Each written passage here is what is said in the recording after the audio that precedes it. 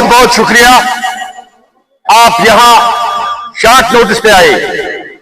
जैसे कि आप लोग जानते हैं, कल से कंट्रोवर्सी कश्मीर में करने की कोशिश की गई है, कश्मीर के अमन को फिर आग लगाने की कोशिश की गई है।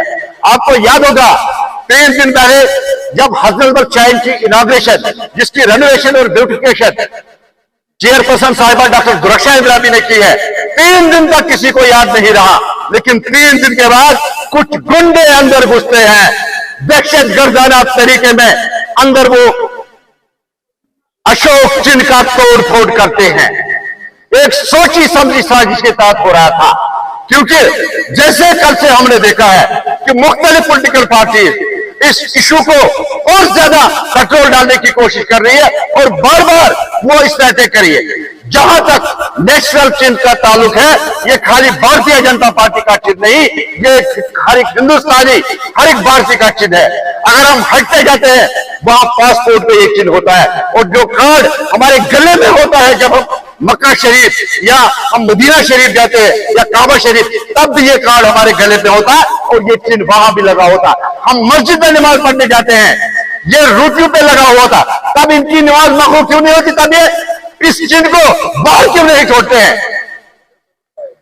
बेसिकली इसके पीछे जो इनका एक मैसेज देने की कोशिश कर रही है वो ये है कि कश्मीर के अमन को फिर ये आग लगाने की कोशिश करे, क्योंकि इनकी आंख को बात नहीं है। जिस तरह से चेयरपर्सन साहिबा ने हजरत बल मुकद्दम साहब चारी शरीफ दरगाह की जिस तरह से उन्होंने ब्यूटिफिकेशन की और रेनोवेशन की है, इनको एक आंख भी बात नहीं है।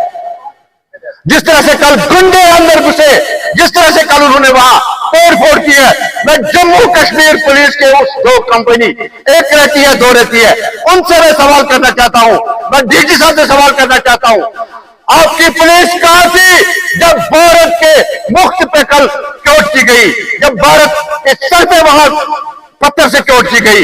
आपकी पुलिस का तमाशा ही बैठे थे, पत्थर और डंडे कैसे अंदर पहुंचे जब आप फिस्टिंग करके अंदर सबको छोड़ा जाता है? और आज हमें इस्लाम का दर्ज देने वाली पार्टियां, आज हमें इस्लाम दिखाने वाली पार्टियां, मैं उनसे सवाल करता हूं, किस इस्लाम में लिखा है कि आप कब्रिस्तान में जाइए और फातिहा पढ़िए? कहां लिखा है? हमें इस्लाम सिखाने की कोशिश न कीजिए। अगर किसी को एतराज था, हो सकता था इस अशोक चिन्ह को वहां लगाने के लिए एक डेमोक्रेटिक सेटअप होता है, एक डेमोक्रेटिक रास्ता होता है। जाके चेयरपर्सन साहिबा से या वक्फ बोर्ड से मिलकर हमें एतराज है, ये आप नहीं लगा सकते, रिलीजियस प्रदेश है, खुद उन्होंने कहा महकमा दे दी। लेकिन जो तरीका उनका था, ये उसामा बिन लादेन का तरीका था।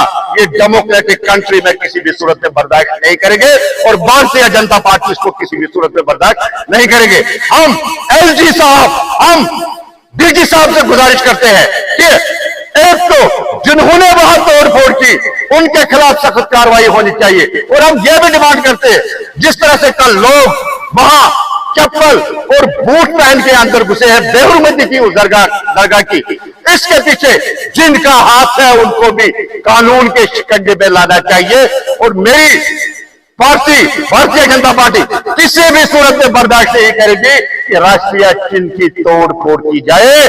जिन्होंने ये किया है उनको कानून के दायरे के अंदर लाके उनके खिलाफ कड़ी से कड़ी कार्रवाई होनी चाहिए। शेख इब्राहिमी जी का क्या कसूर है? यही कसूर है, रेनोवेशन की, ब्यूटिफिकेशन की, हमारी शहरों की अकाउंटेबिलिटी लाई, ट्रांसपेरेंसी लाई, यही कसूर है उनका। वो आयरन लेडी है, किसी से घबराने वाली नहीं है, किसी से डर कर दबने वाली नहीं है, वो आयरन लेडी है, जवाब देना जानती है।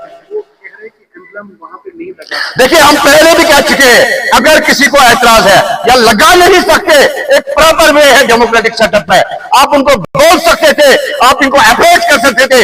लेकिन जो तरीका था, ये उसामा बिन लादेन का तरीका था जो उन्होंने अफगानिस्तान में अपनाया था।